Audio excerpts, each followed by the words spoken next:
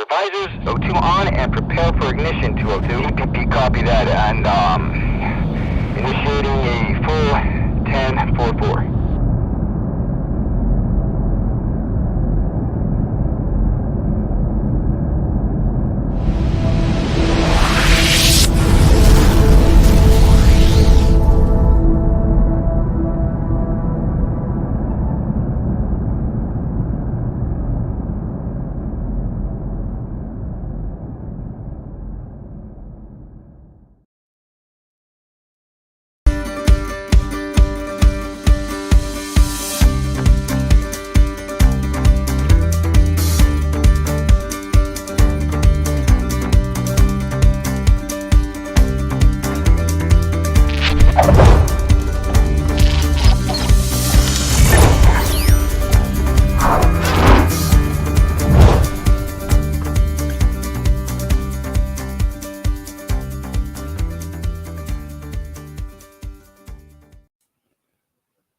Good afternoon, everyone.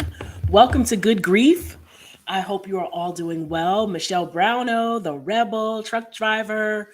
Welcome, everyone. I am riding solo-ish today. The rebel is in the background there. Thank you for being here.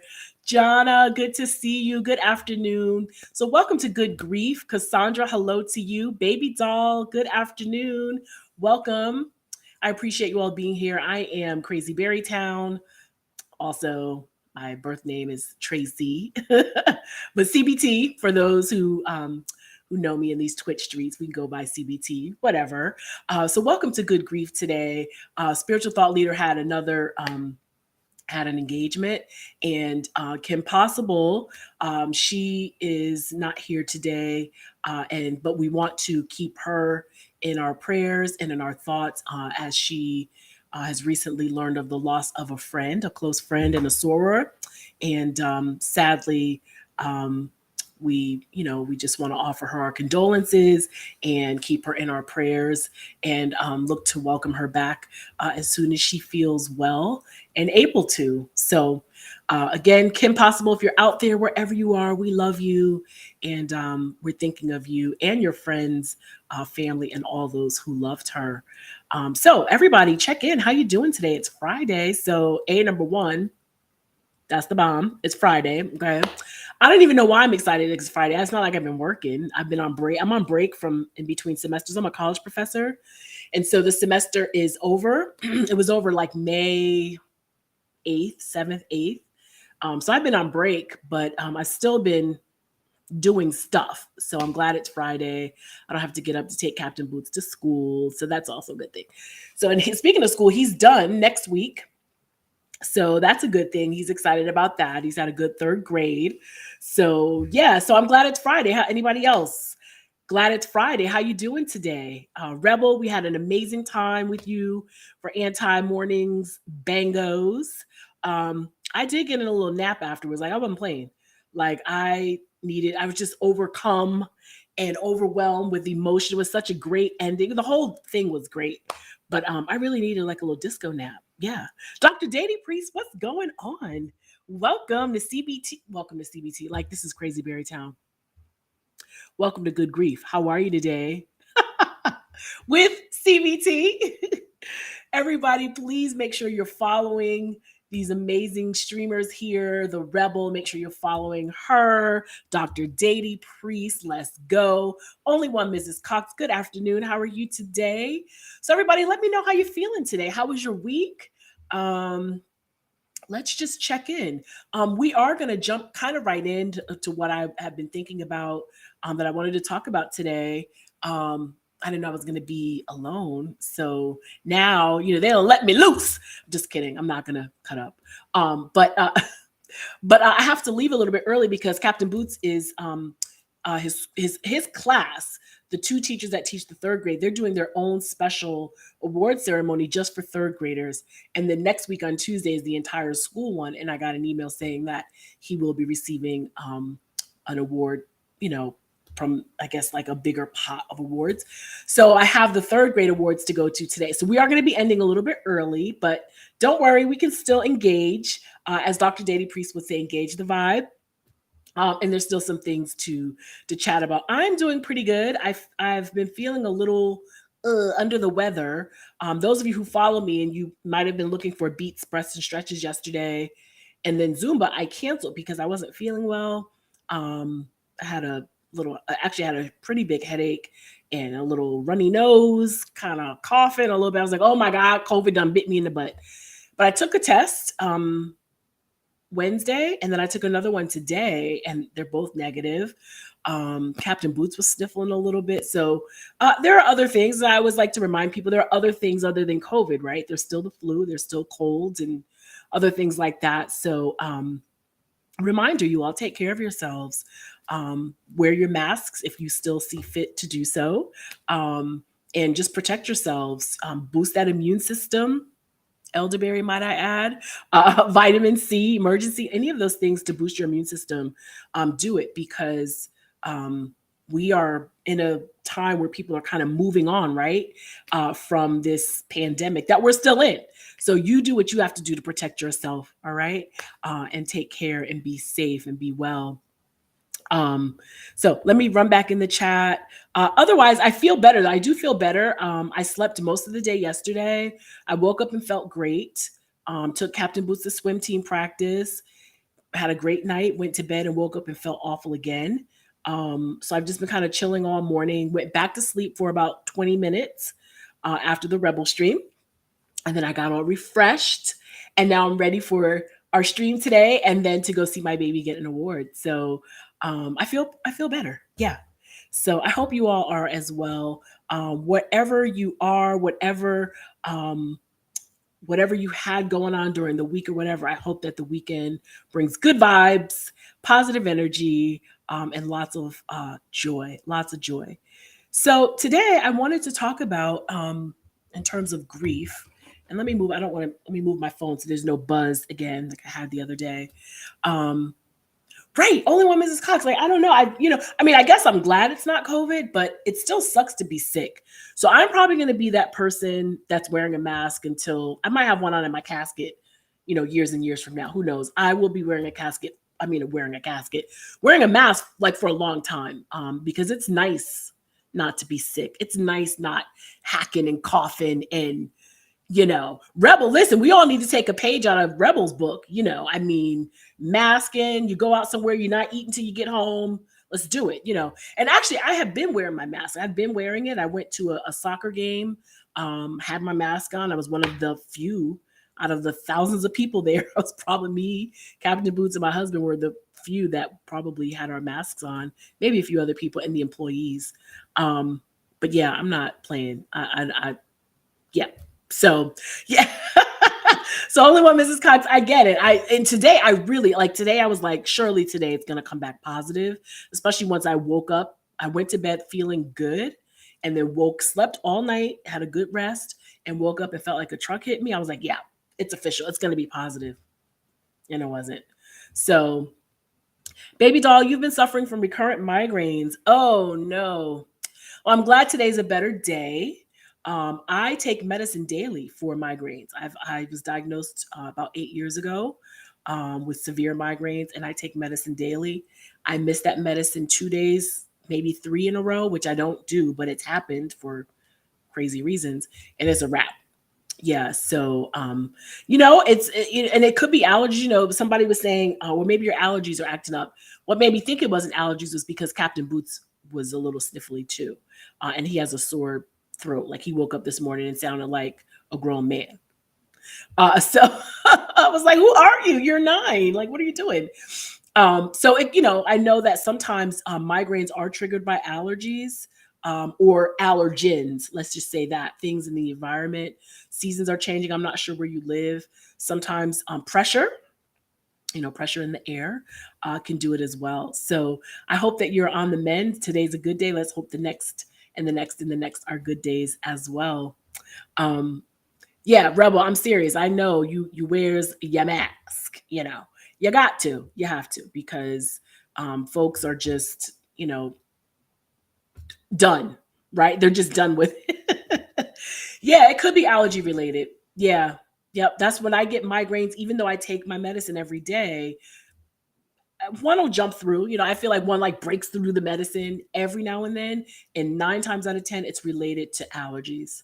So, and my doctor did say that. They said if that's the case, then add some allergy medicine, and then usually I'm fine. But thank God for the daily medication that I take um, for my migraines. Otherwise, I'd be kind of a beast. Yes. So, as you all know, we are here for good grief. Let me move my mic up just a little bit. Rebel, don't worry, I'm not going to get too close to it. Uh, we were cutting up earlier. Um, but I want to talk a little bit about ways to help someone grieving. So I want to talk about it from two perspectives. So for those of you who are here today and you have experienced loss in a significant way, because I think we all have experienced loss, as I have. Prior to my mom, I lost my dad, who I wasn't the closest to, but he was still my dad, and we reconnected. You know, few years before he passed. I lost my aunt, who was like a second mom to me, and my uncle, who was like a dad to me. And it was devastating. It was sad to lose them, but losing my mom was sort of where it put me over the top in terms of grief and paralysis in some ways. So I know we all have experienced loss in some way, jobs, relationships, um, lifestyle, maybe physical loss for some. I have a cousin who's right now going through losing her vision, and it is devastating. It is affecting her mentally, as she said, her words, not mine, more than it is. The mental has been affecting her more than her losing her vision. She just can't deal. So we all have experienced it, right? So, in whatever way you might have experienced grief, how two ways you can answer this question, and I want you all to talk to me because I'm by myself, y'all. Okay, how what helped you, whether it was people, whether it was some outside thing, whether it was therapy, group therapy, whatever. What helped you? And then we can also look at it as, or what are some ways to help people that are grieving? Those of you that have come to me before, have come to my stream over in CBT, I say, come to this stream, come to Good Grief, even if you're not like actively grieving or you feel okay, and stand in the gap for someone, stand in the light for someone. What can you take away from this stream to help someone else? So, how can we help someone who's grieving? And maybe you can answer it by sharing what worked for you. Cassandra says, I feel good. I've knocked on a few doors job wise. Okay. That's good. No funerals this month. Oh, wow. Okay. Right. Oh, I'm so sorry. I don't think I knew that. Let's see this. Oh, this is the month. Okay. That I laid my mother's body to rest. Yeah. The awesome memories and laughter. Yes. That dash from 1914 to 1993. Yeah. And then your father. Okay. Well, thank you for sharing that, Cassandra. I know, especially when it comes around those anniversary, either the days, the dates, or the months can be tricky. And I appreciate your perspective and your outlook, and and and saying that you're lifted up by the memories and the laughter. I think I was it last week. I don't know. The days are like running together. I don't know if it was last week, one of these streams we had here at Good Grief, we laughed and giggled so much. And we were talking about that. We were talking about how laughter really, just is medicine, and it's so important. And it's nice that you have laughter as part of your memories. I think that's beautiful. So you all know I belong to a couple of pages on Instagram that are grief focused. So to kind of get us going a little bit, um, it's a page called All Things Grief. I've mentioned something on here before from All Things Grief, and this is sort of like a little like an infographic. So in the middle, it has ways to help someone grieving. And so one way is, and you all can amen me, in the chat or whatever, or chime in however you feel. But one says, avoid judging how they grieve. So avoid judging how someone grieves. That's one way to help someone who's grieving, not judging how they grieve. Another way is to offer practical support. So if you are, really concerned about someone who is grieving and they're really suffering, prior to maybe contacting them, see if there's a way that you can gather some resources for them. Maybe you can, whether they're local, maybe it's a local resource, or we have running through here the Grieve Hotline. Um, Sometimes grief for people is their own things, right? That they might be dealing with. So it might be a matter of giving them a mental crisis hotline, number, a suicide prevention number. If it is grief of loss, the grief hotline, of course. There might be some services from community centers, churches, or organizations. Find practical ways that you can offer support, because sometimes, as the supporter, we feel bad, like we feel like, oh, I don't know what to do. Even if you've grieving yourself, right? Even if you've experienced loss, when there's someone else, like sometimes you just don't know. So offering practical support, I think, is a really good thing as well. Baby doll, not judging how long someone grieves. Yes, everyone processes things differently. If I'm not mistaken, this is on here too. Um, yes, I'm pretty sure it's on this list here. It is. Yeah, avoid judging how they grieve and avoid judging how long they grieve. Absolutely. That is so important. Um, again, because everyone processes things differently. Sometimes people like it takes a while to hit them. So sometimes okay, we've talked about this before, right? The punch bowl moment on Good Times. So you all remember when if you watched Good Times, don't tell me that you didn't, because I'll judge you. But when James died, the kids were concerned about Florida because they were like, look at her over there. She's chit chatting and kikiing. I didn't say kikiing, but she's over there having a good time. She's laughing. And why isn't she crying? Why isn't she crying? They were like really worried at first. And then they got mad. I remember Michael got mad that Florida, his mom wasn't mourning and broke down the way that they thought maybe she would or should be.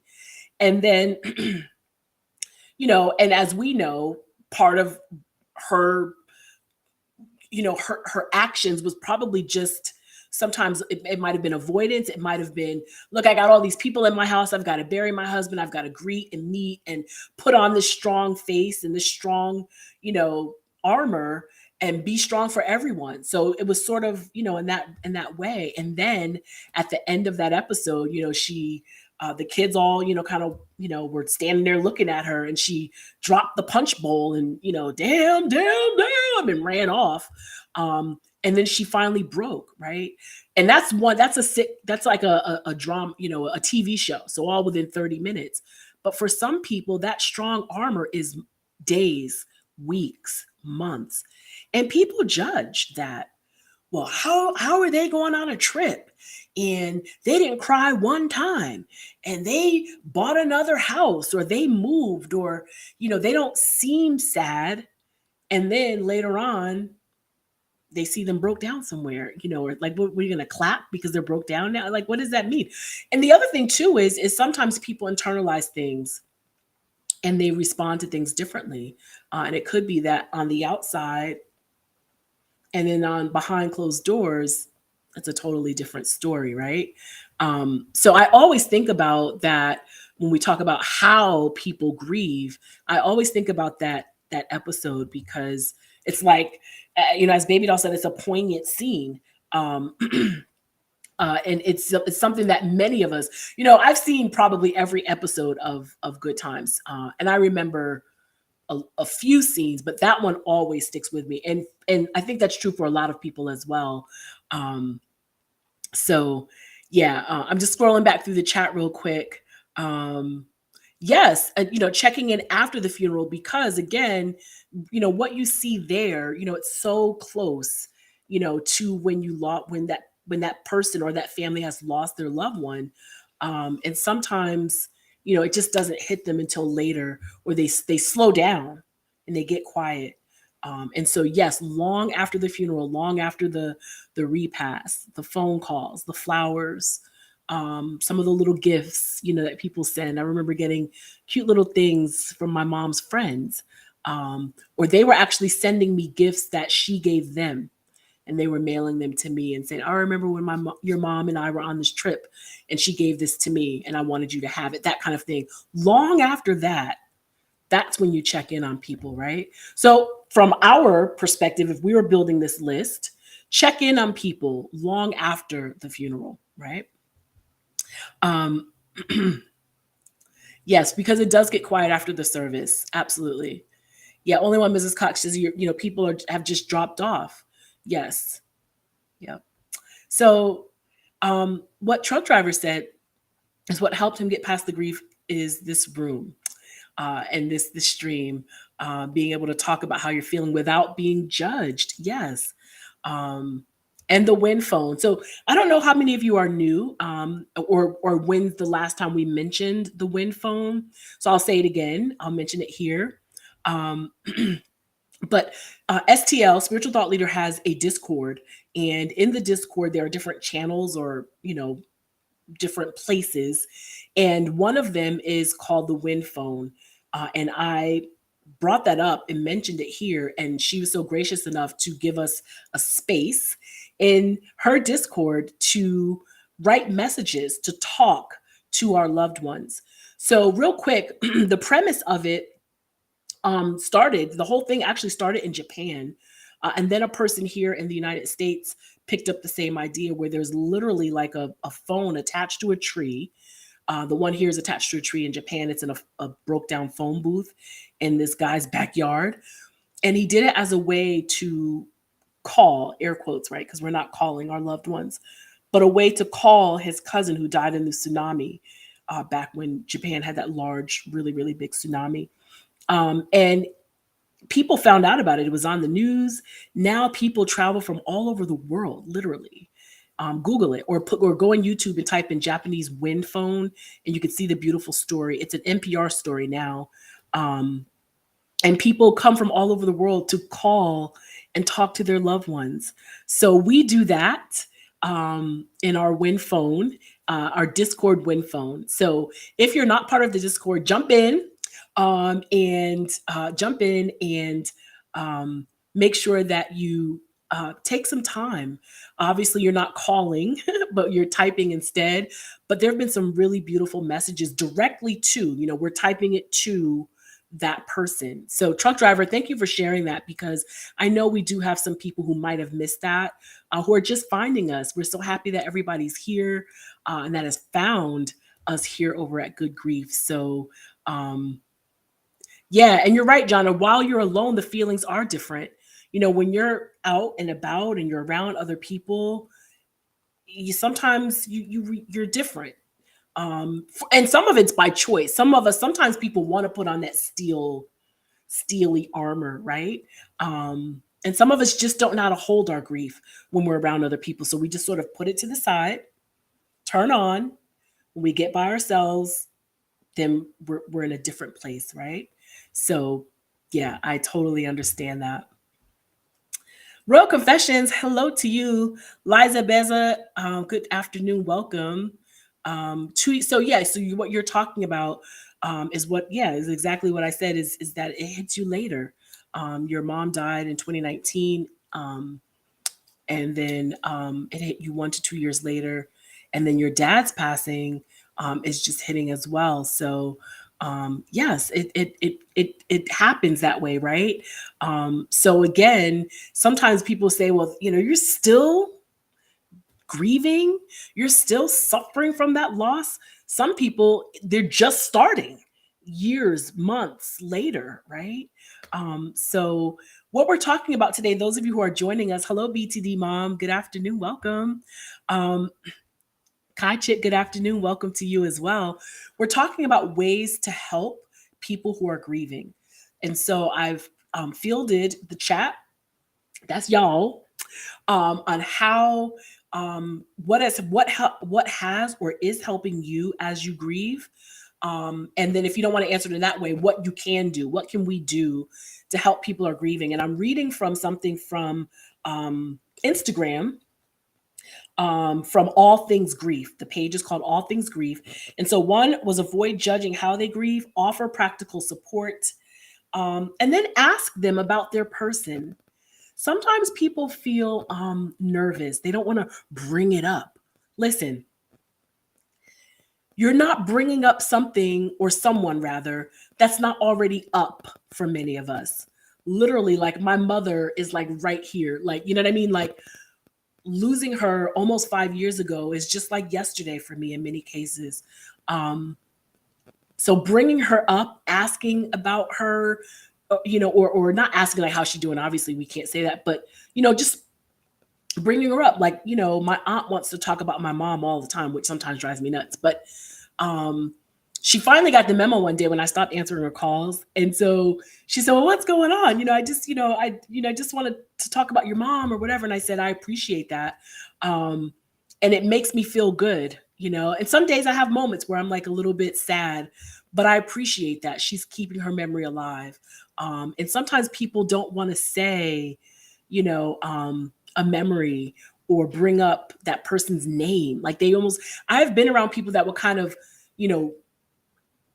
they'll be talking about a memory or something. And yeah, I was at the party with Joe and so and Carolyn. That's my mother's name, Carolyn.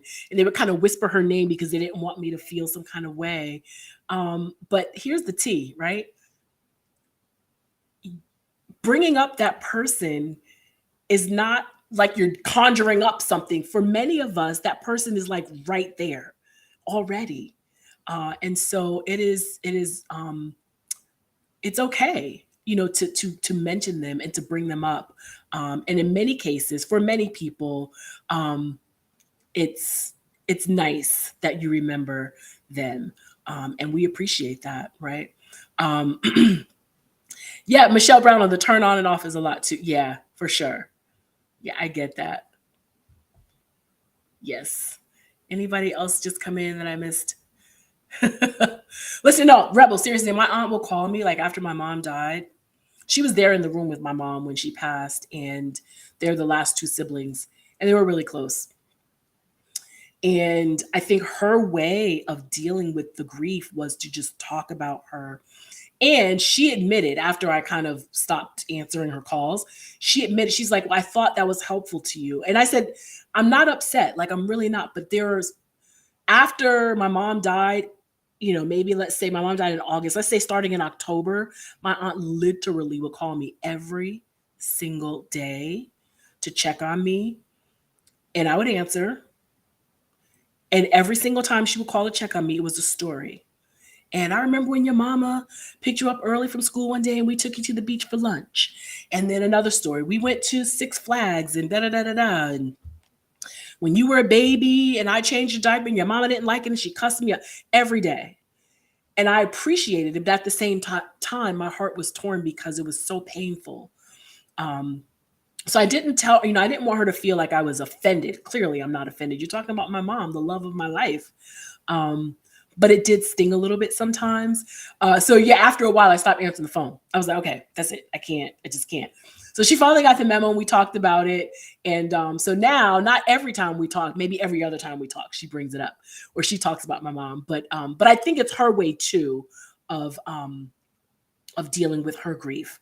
She wants to remember the laughter and the memories, as Cassandra said, and share them with me. And I appreciate that. I do. It just took me a little bit of time to kind of get through that raw pain. And now it's not so bad. I know, bless her heart. I know. She was the best. Yeah. So when I went to Connecticut, I think I told you all. Hold on one second. Excuse me. I went to Connecticut to take Captain Boots. He hadn't been there since my mom died, and I hadn't been back since I cleaned out her place. So I went to see my aunt, and I swear, you guys, her apartment is a shrine to my mother. I literally walked in, and there's like pictures. It's like a narrow hallway when you walk in, and there's like pictures on both sides of the hallway. Like I walked in, and I felt like I was being hugged by my mom because there were so many pictures. And then I looked straight ahead. She has we gave her a lot of the furniture that was in my mom's condo. Um, she had this little coat stand that my mom had that she loved.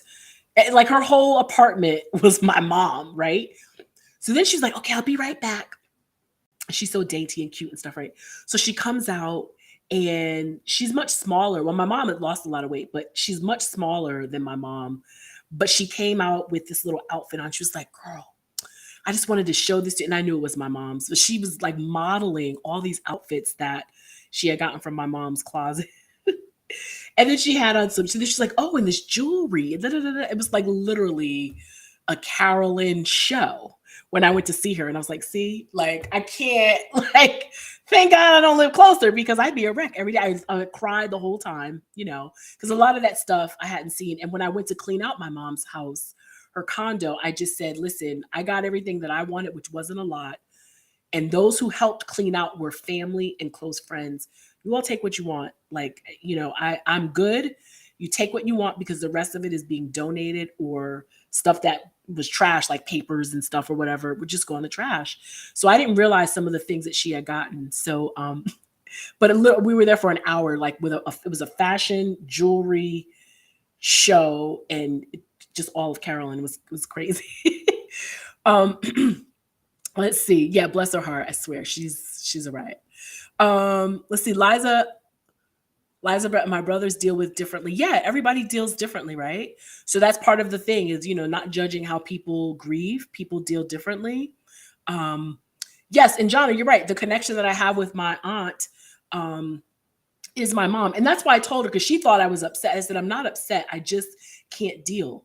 Like, every single time you call me, it's my mom.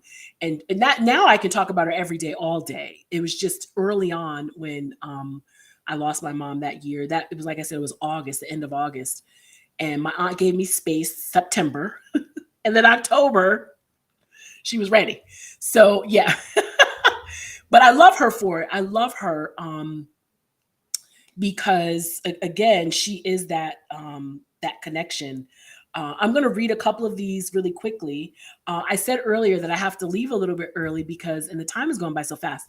Because Captain Boots, those of you who know me, Captain Boots is my 9-year-old, and he's in 3rd grade. He's finishing up 3rd grade, and they're having an award ceremony, the first of 2.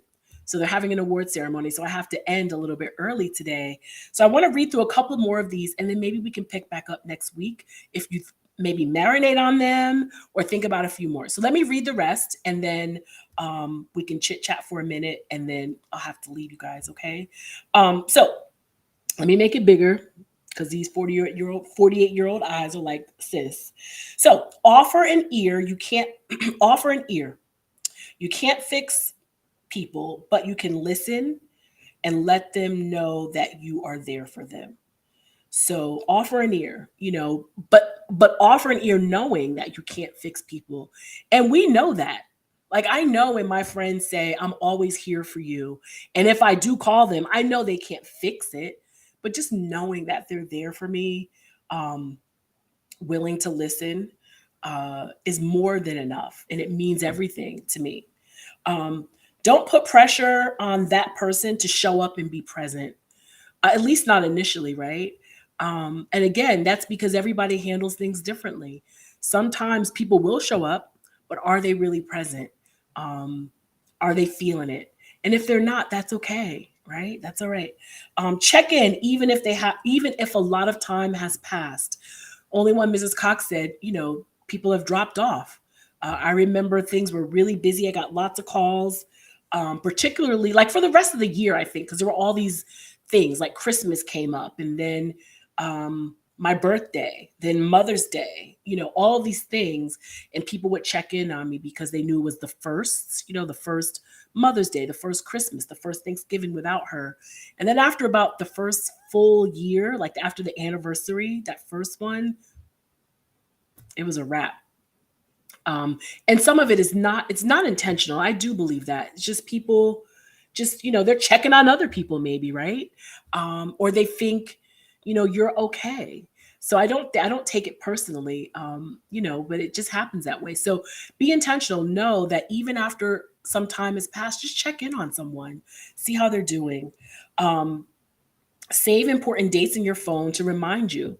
So, especially if it's someone close, like my best friend lost her mom, and I remember her birthday, but I didn't. So after her mom passed, I went to her funeral and I put her birthday in my phone because I didn't want to let that day go by, and I not reach out to her, FaceTime or whatever. So real quick, I'll just run down them again. Avoid judging how they grieve. Avoid judging how long someone grieves. Offer practical support. Ask them about their person. Offer an ear. Even though you may not be able to fix things, just let them know that you're there. Don't push pressure on people to show up and be present. Check in even if a lot of time has passed. And save important dates in your phone to remind you of that person's, what's important to them. It means a lot. It means a lot. What I'd like to do is to continue this next week and hear more from you of how you have felt embraced and supported in your grief and what you do to support other people. Um, yeah, only one Mrs. Cox. Yeah, I feel you. I mean, and sometimes, and this is what I like about this All Things Grief page is sometimes it reminds us we have to be intentional sometimes, right? We get caught up, and grief is funky in a way that people make a lot of assumptions. Oh, they're fine. Oh, they don't look sad. Oh, she's not crying. She must be, a cold-blooded person. Oh, a lot of time has passed. They're good. People make a lot of assumptions with grief, and they just sometimes just paralyze themselves. Well, I'll say we, because I've been that way as well. And that's why I wanted to talk about this today, because I know many of you are here on both sides of it. You are the griever, but then you're still maybe a support to others who are grieving as well. So and that's why I always tell people to come to Good Grief, because even though you may not again feel like heavy in grief right now, you may need to support someone. So I'm going to finish up here so I can hop in the car and run to Captain Boots School. I want to say thank you to Spiritual Thought Leader for hosting us in this space.